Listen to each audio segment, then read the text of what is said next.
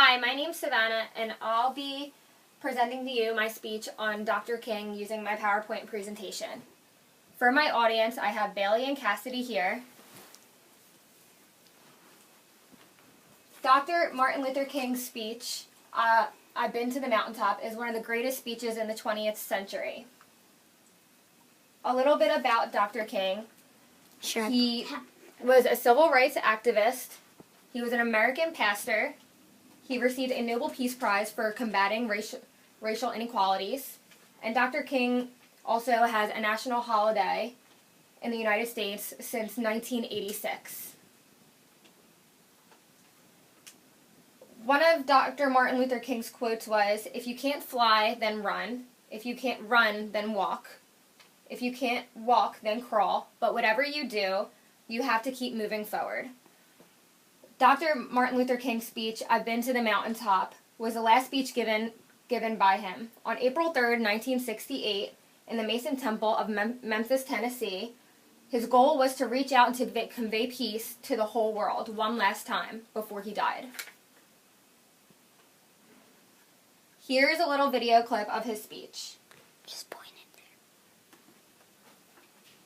All we say to America is be true to what you said on paper.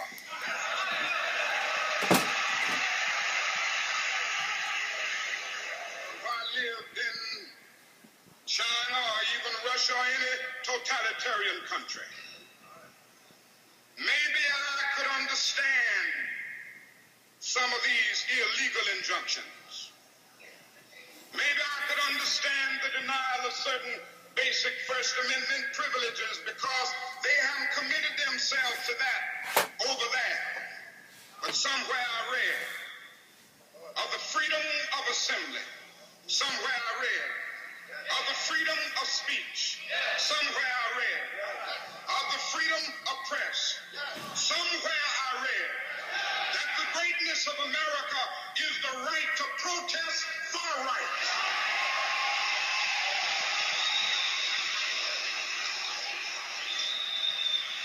And so just as I say we aren't going to let any dogs or water hoses turn us around, we aren't going to let any injunction turn us around.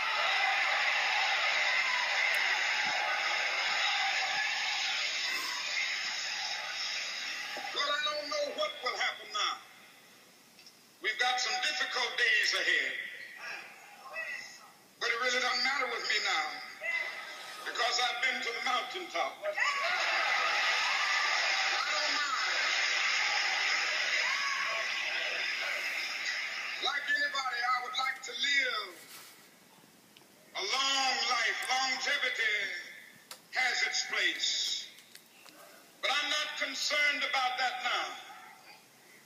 I just want to do God's will. And He's allowed me to go up to the mountain. And I've looked over and I've seen the promised land. I may not get there with you, but I want you to know tonight that we as a people will get to the promised land.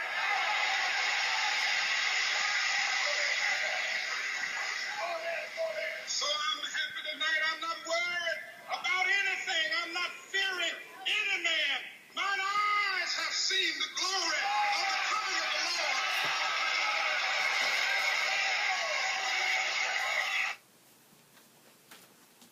So that was a short video clip from Martin Luther King's speech.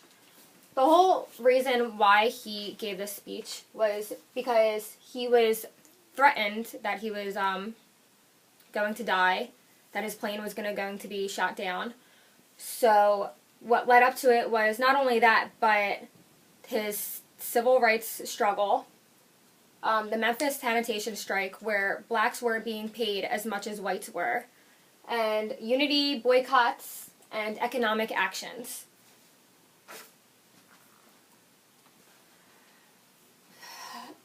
Like I said, he received a bomb threat against his plane flying to Memphis. So at first he wasn't even going to give the speech. He was actually having somebody give it for him. But he decided to come down and give it one last time and just sort of let people know that, you know, he's done his job and that he's tried his best with the civil rights movement. Dr. King died on April 4th, 1968.